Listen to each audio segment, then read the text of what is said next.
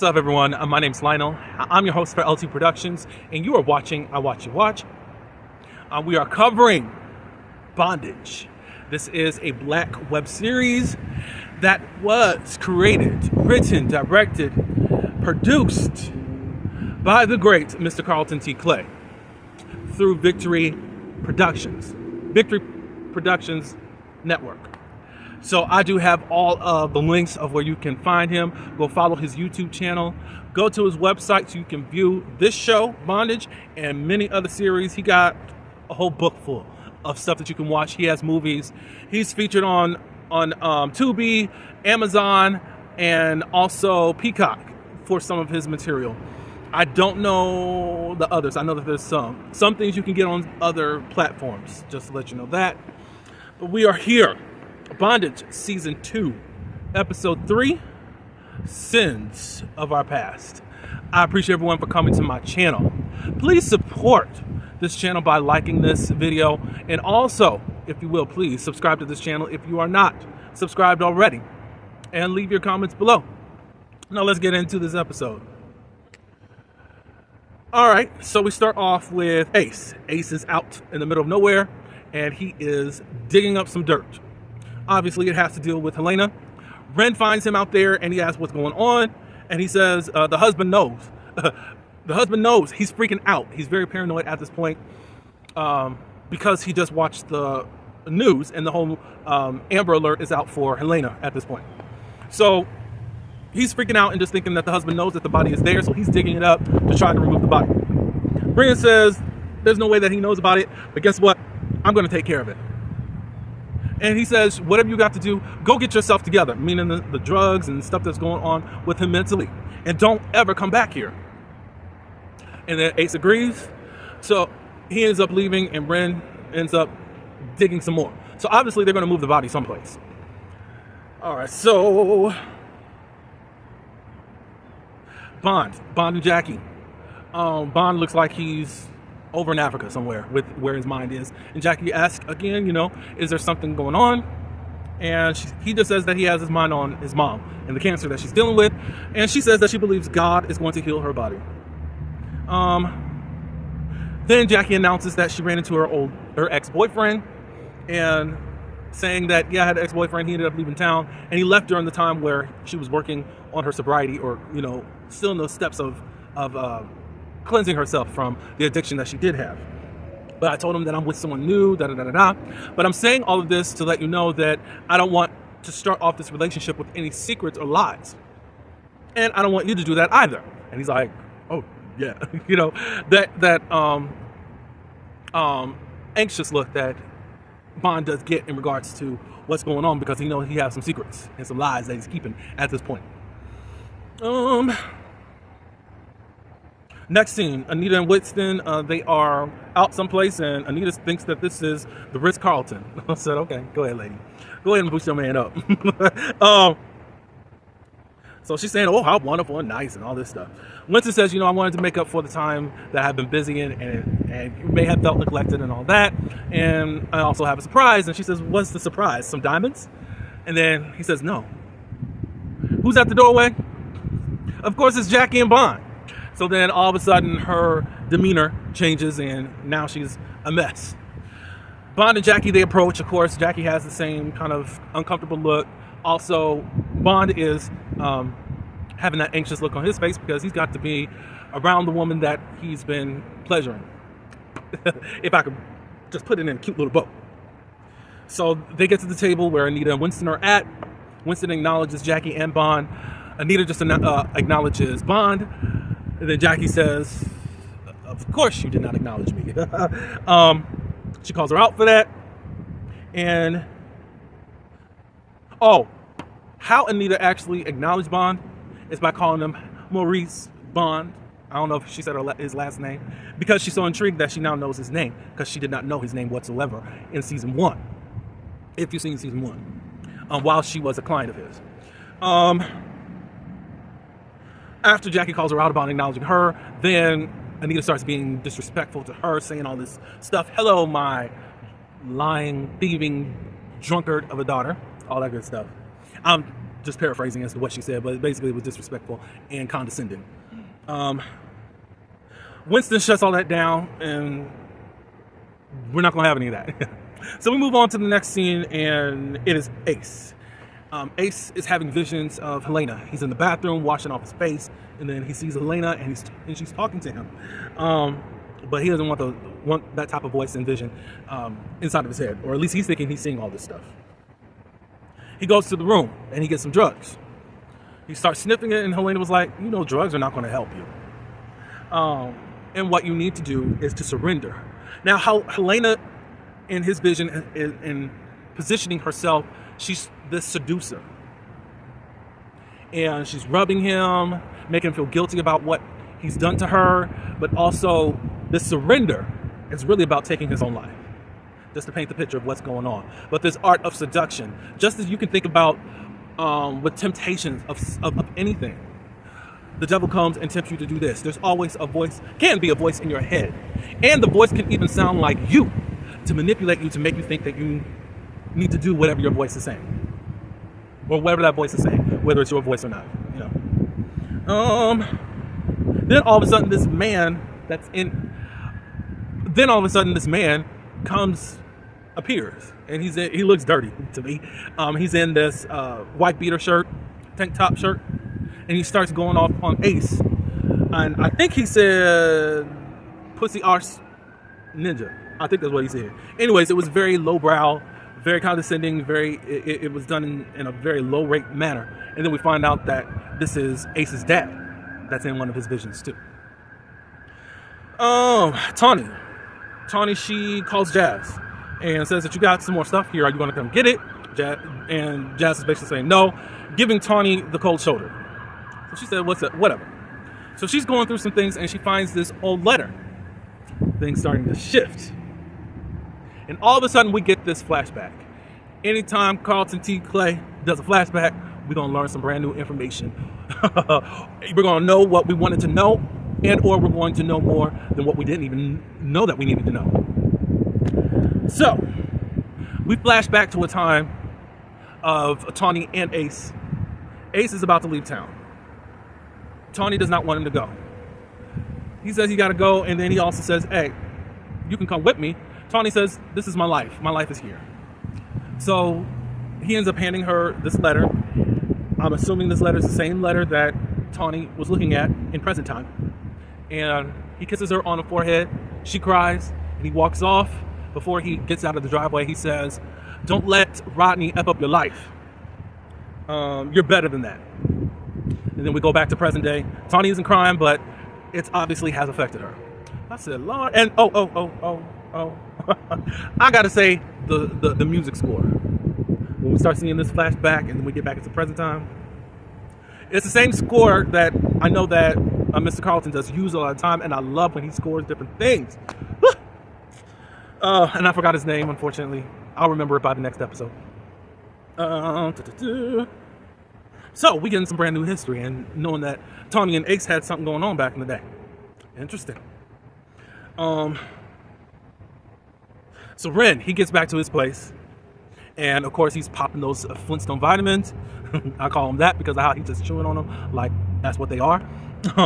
Roxanne tries to massage him, and he's like, she's saying that he's tense and asking, is there anything that she could do for him? He was silent for a minute, and then he said, a matter of fact, there is something that you could do for me. All right, so back at the dinner from hell. Winston starts asking Bond, has he talked to his mom about having the procedure done, the surgery done? Bond's answering him, and then Jackie interrupts and says, isn't that like confidential information? Bond says, no, I can answer it, and basically says that we're okay to go for it. And Winston says, okay, blah, blah, blah. Meanwhile, that heifer, Anita, starts playing games underneath the table. She starts rubbing Bond's thigh. I said, Lord Jesus, help. Anita ended up asking Jackie, have you found a job yet? And Jackie said, yes, I did. Some of us cannot be wanted. I'm sorry. Some of us cannot be wannabe housewives that are sponging off of their husband's money. And then Anita said, it was a read off, at least I'm not stealing it like you. Oh, dog. At least I'm not stealing it like you, druggie. I said, Lord. Now, how petty and childish. Now, Anita wanted to start with her a little bit. Because she was like, you found a job yet? In such a nasty attitude. And Jackie responded back. And then Anita wanted to respond more immature than what she was. I said, druggie. Or drunkie. I'm sorry. So Winston just breaks this up and basically gives a speech or a spill of, we're family, we're not going to keep doing all this, da-da-da-da-da-da. And Jackie says, you're right. You know, Mom, she apologizes to Anita. Look, I did a lot of things in my dark place. I apologize for that, and I do still want to make something of this relationship. Da-da-da-da-da. Winston says, Anita, don't you have something that you need to say? While she's still rubbing up on Bond, I'm like, oh my Lord. So it's no longer the thigh. She starts rubbing up on Bond's bond. I said, Lord. And you see the motion is getting more intense underneath the table. So then Anita finally opens her mouth and says, the apology is very, very apathetic. Nothing really to it. But for whatever reason, Winston buys it. And now everything is Gucci over with Anita and Jackie. Not. Blah, blah, blah, blah. Let me make sure I have everything. So then after that, she's trying to get some information about Bond, you know, while she's still rubbing him. So Bond, what do you do? And Jackie's like, what? Are we in this interrogation group right now, right? And Anita's like, well, since I'm going to still be in my daughter's life, I just want to get to know the person that's got my daughter's attention. So then Bond says that he's in public relations. And then Anita smirks and says, oh, you are? So she finally stopped doing all that stuff underneath the table. And unfortunately, I don't think anyone can resist that. And I'm sure, because Bond already has this addiction going on. It did feel good to him. However, it's still his girlfriend's mother that's doing this. And also her teetering over the line, trying to get him to expose himself as a male prostitute, even though it's escort, you prostitute. So anyway, she says that she's going to the bathroom and tells Winston to order for her, and we'll get back to them in just a minute. So Tawny, she's back at her place and she's calling Ace, and she's basically was saying, hey, I did what needed to be done towards Rodney, and I really don't know why I'm calling you right now. So basically she says F it and then hangs up the phone.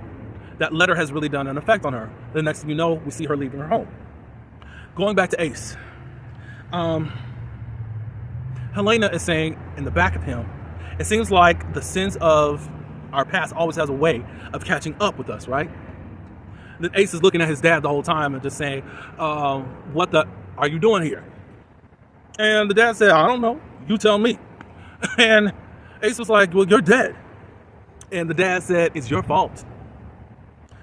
Or something. Oh, he did it. I think the dad said he did it. And then Ace said, it's your fault. Or something to that nature. Somebody said, whoever. It was the fault of someone. I know it's Ace's fault anyways. But Ace ended up saying that the dad used to beat up the mom and also him back in the day. We also find out that to defend himself, Ace ended up shooting his father. Now, what the father wants to put blame on him is that you didn't even have the courage to do this while I was awake. You did it while I was asleep and you shot me. So was it defense at that moment? No. However, look, when you get fed up, and you're ready to see whatever has been bullying you, has been a terror to you, leave your life. So while in the midst of them talking, all of a sudden, this other guy comes in the room and he's got on these army fatigues. And it's one of his friends back in the army. And it's him saying, you know, you didn't take care of me. You didn't watch out for me. I had a wife and 3 children. And Ace was like, it was an accident. There's no way I would have done this to you. Da, da, da, da, da. At the same time, you got Helena just whispering in his ear. Like, look, you know. When he starts crying and saying, I'm sorry. Helena says, death follows you everywhere you go. And Helena says, who's next? And she says, you know how to prevent it. You know what to do. You know what you have to do. Bond. He gets this text at the dinner table, and it's from Anita, and saying, come to the bathroom. So Bond had to make an excuse to get up to go to the bathroom. And then Anita was like, it took you long enough. Said I had to come up with an excuse good enough to even leave the table. And he says, that wasn't cool what you were doing back at the table. And he says, and she basically is saying, so? And he's like, well, what about Winston and Jackie and how they would feel? And she said that she don't give two F's about them. I said, oh. And Bond says, you're playing a dangerous game. And Anita said, lucky for me, I always played to win. So basically she asked for him to smash her right there in the bathroom. And he had to give in to her demands, and they did it on the bathroom counter. Wow. So we're back with Ace again. Ace is in a bathtub full of water. Only his head is above water at this moment, and she's still coaching him. Like basically just saying, just go on and do it, go on and do it, go on and do it. Next, David, who is Helena's husband, gets a letter delivered to his home. We find out it's a letter from Helena, and it's stating, I'm leaving you. I want a divorce. Don't look for me. That's the basis of the whole thing. We find out that it was Ren that dropped it off. There's divorce papers there. She says just sign them and we can go on our way. We also find out that Roxanne is the one that forged the writing. I guess Ren found some writing of Helena's to actually use, and it looks like Roxanne is a professional forgery person. She said that it's a gift because she used to do all of this when she would forge her mom's signature for things. And then she asks, like, are you going to tell me what's going on? And Ren says, the less that you know, the better. He says that this better work, or there's another alternative for Mr. David. All right, so back at Ace's, Tawny comes in the door, and she's calling out to Bond and Ace. She goes to Ace's room, asking where he's at. Then he goes to the bathroom and sees that Ace is underwater. Tawny rushes into the bathroom and pulls him up to rescue him. Right now, we don't know if Ace is okay or not. The ending scene, dinner's over with Bond and all of them. Bond and Jackie are, I think, at Jackie's home, and he's dropping her off at the house. And at this moment, he's ready to go home alone. And Jackie was like, you're really acting weird. I first thought it was something to do with your mother, but you kept acting weird during the whole thing. And again, he was just saying it's still his mom, blah, blah, blah, blah, blah. Then she suggested, you can stay the night, and we could do something that could take your mind off of this. But then he ends up saying, I still want to go home. Jackie leans forward to kiss on the lips. He didn't do it. He kissed her on the cheek, and that makes her feel a certain way about him. And he leaves. I'm going to say this. Mr. Renaissance Jones. I think I said this during season 1. I'm saying it right now as of episode 3 of season 2, that you are MVP of this season. You are knocking your scenes out in this storyline out of the park grounds. Like, oh my God, you are doing it. I know that this is typically the B storyline, and this whole series is about Bond. Right now, your story is as heavy to just be the A storyline. So I think you're doing a phenomenal job. Your other castmates are doing a phenomenal job. But I got to highlight you because, my God, I don't know if any of this is personal to you. However, you are making it do what it do. You're sitting up here talking to different voices. You're dealing with depression. You're dealing with suicide. You're dealing with drug addiction. Your attempt at suicide was very real. You're doing phenomenal. You're doing very phenomenal. That's all I do have for this episode. Thank you for coming by. Please subscribe to this channel. And also, please like this video. And don't forget to subscribe to Carlton T. Clay's YouTube channel. Also subscribe to his website, which is down below in the description. And until next week, peace.